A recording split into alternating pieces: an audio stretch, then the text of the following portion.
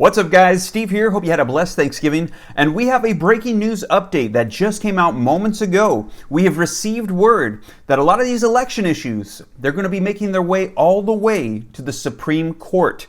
So I'm going to be sharing with you guys that video footage, the news report that just came out, so we can take a look at it together. Now I know a lot of you guys might be thinking, that's weird because I thought I just saw a bunch of news reports coming out saying that Trump just held an interview where he said he would be willing to concede. Well, I'm going to be sharing with you guys the actual interview footage because in reality, it was quite different. As a matter of fact, Trump said that there's going to be a lot unfolding between now and January 20th because he's going to be fighting because he believes that there has been massive voter fraud, the likes of which our nation has never seen before. And I'm going to be discussing with you guys how this is going to be impacting stimulus and unemployment and where we currently stand with that. So before we dive in though, if you could do me a quick favor, if you like and appreciate these video updates, if you could just smash the like button, I would appreciate it. It helps out my channel. Like button, comments, and sharing these videos out to anybody who you think might be interested. It helps out my channel. Thank you so much. And also be sure to smash the subscribe button and the notification bell so that way as soon as I upload these videos, you can get notified right away. And if you don't already, be sure to follow me on Instagram at SteveRam3. Here, as in the last 15 minutes, a federal appeals court in Philadelphia today rejected President Donald Trump's latest effort to challenge the election results in a case that could reach the U.S. Supreme Court if President Trump appeals. Hi everyone, Mike Page here. Thank you so much for joining us here today on News Now from Fox, live, raw, and of course, unfiltered. But we do have the breaking news. President Trump's legal team has already responded to that decision there from the federal appeals court. Let's take a look there. This is Jenna Ellis saying that Rudy Giuliani and me on the Third Circuit's opinion, saying that the activist judicial machinery in Pennsylvania continues to cover up the allegations of massive fraud. We are very thankful to have had the opportunity to present proof and the facts to the PA state legislature and to the Supreme Court of the United States there. So that is what looks like it could be shaping up, a Supreme Court battle.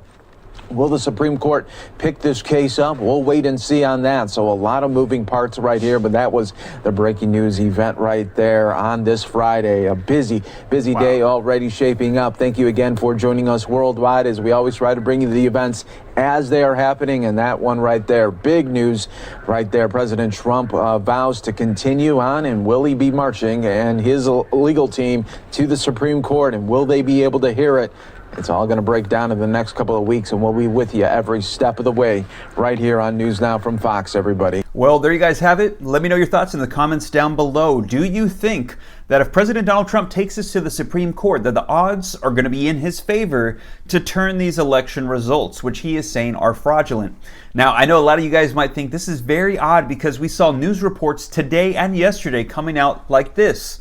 Trump says for the first time he'll leave office if Electoral College votes for Biden. Trump slams reporter who asks if he would concede election. Don't ever talk to the president that way. Trump says he will leave White House if Electoral College votes for Joe Biden. And Trump says it will be a very hard thing to concede to Biden. What's interesting was that this interview was 30 minutes long, where President Donald Trump pretty much the entire time discussed the fraud that he believes took place. However, for just brief moments, reporters asked if he would concede, and that was pretty much all they reported on. So I'm going to share with you guys some clips from the actual interview so that way you can determine for yourself your thoughts. Not the entire thing, don't worry, I'm not going to share with you guys the full 30-minute footage, but just small clips so that way you can see, and you can see the parts where he addressed this. And he actually said that he would concede, but it would be very hard because he believes that it would be an acceptance of fraud. So that's actually what was said. Let's take a look at the footage together.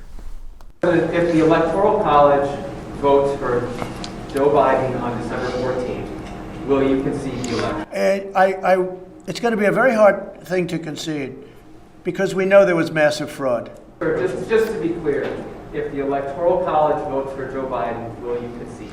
Well, if they do, they made a mistake because this election was a fraud. Just so you understand, this election was a fraud. I mean, they have Biden beating Obama on Obama's vote in areas that mattered in terms of the election, in swing states. And yet he's losing to Obama all over the place. But he's beating Obama in swing states, which are the states that mattered for purposes of the election. So, no, I can't say that at all.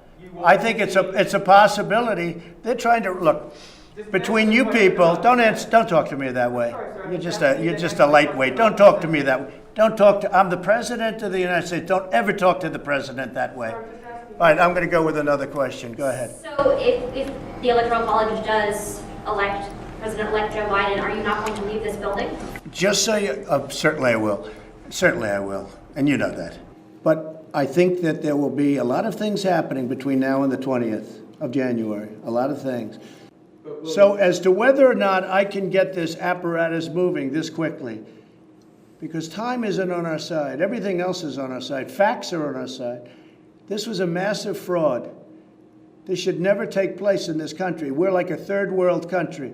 We have machines that nobody knows what the hell they're looking at. I mean, you take a look at all the mistakes they made. Look at even Georgia. Look at all the mistakes they made. And all that was is a simple, you press a button. They don't want to show us signatures. The reason they don't want to show us signatures is very simple, because we will find thousands and thousands. It's a very close race. It's hair thin. But we'll find thousands and thousands of discrepancies, fraud. Why they aren't wanting to show those signatures is amazing. They're doing recounts, and even in the recount, they found thousands of votes that were off. But now we want to look at the signatures, and you will find tens of thousands of false ballots, forged ballots. You'll see it all over. You're going to see a lot of it. And you go to Pennsylvania. You saw the meeting we had yesterday with Pennsylvania. You saw people come up. They went to vote, and they said, no, you can't vote. Somebody else already sent in a ballot. And a woman, but this is happening tens of thousands of times. I think it was 600 and some odd thousand, 687,000 fraudulent votes cast in Pennsylvania. And I will tell you, if you look at the State House now, the Republican State House, they're starting to see what's going on there.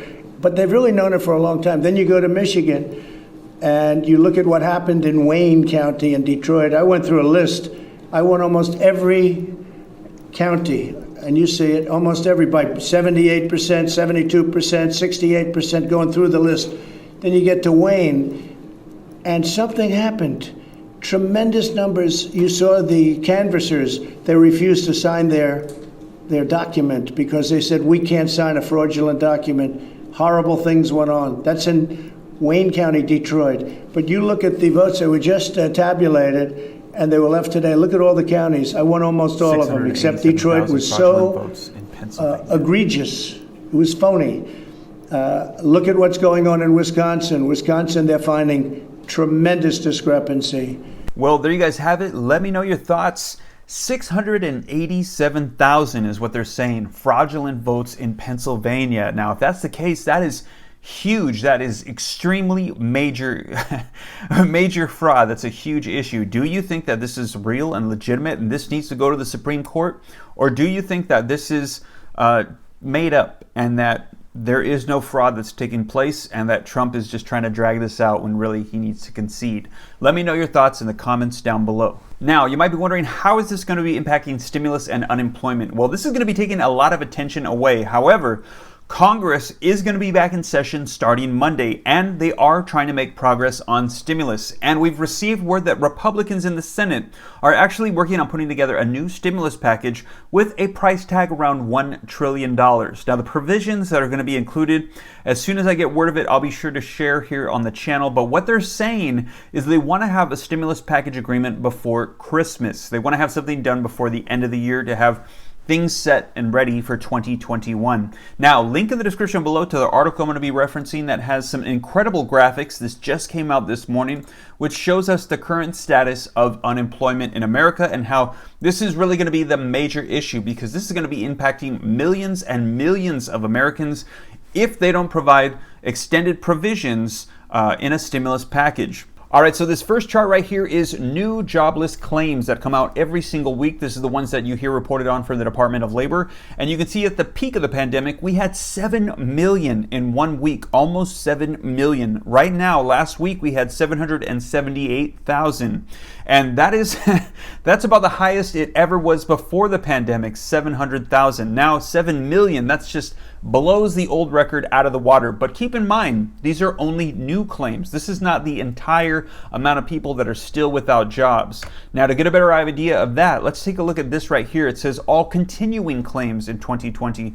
And you can see at the end of the chart here, it says November 7th, where we last left off, there was still 20 million people, over 20 million people that are unemployed, continuing to claim. Now, here's where we need Congress to step in, because out of that 20 million, the next chart shows that 6 million of those are on state benefits. We have 9 million people on PUA, which is set to expire December 26th. That's going to be 9 million Americans are going to be losing their unemployment benefits. In addition to that, PEUC, the 13-week federal extension, is going to be ending as well, and we currently have over 4 million people on that.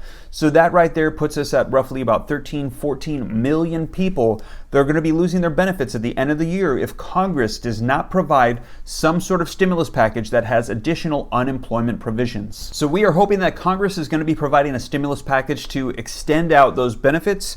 In the meantime, though, like I've mentioned in several of my videos, be sure to check out your state, city, and county to see if they have provisions that are rolling out, as we're seeing new programs popping up every single day to provide stimulus. Check out this video that I put up yesterday where I let you guys know that in the state of New Mexico, $1,200 stimulus checks are going out to the unemployed, and in the state of California, a new $800 program has started to help out people with just everyday basic living expenses. So be sure to keep an eye out for that as we wait for Congress to provide something. And as soon as they do, I will definitely be sure to share here on the channel so that way you guys are up to date and know what's unfolding. Well, you guys, that is your update as of today, Friday, November the 27th. And like I said, as more information rolls out, I'll keep you up to date. And if you like and appreciate that, if you haven't already, be sure to smash the like button. It helps out the channel. Thank you so much. And also to stay up to date on everything, if you haven't already, be sure to smash the subscribe button and the notification bell so that way you can stay up to date on everything rolling out. And if you don't already, be sure to follow me on Instagram at SteveRam3. Well, you guys, I hope this reaches you well. Take care. God bless. This is Steve.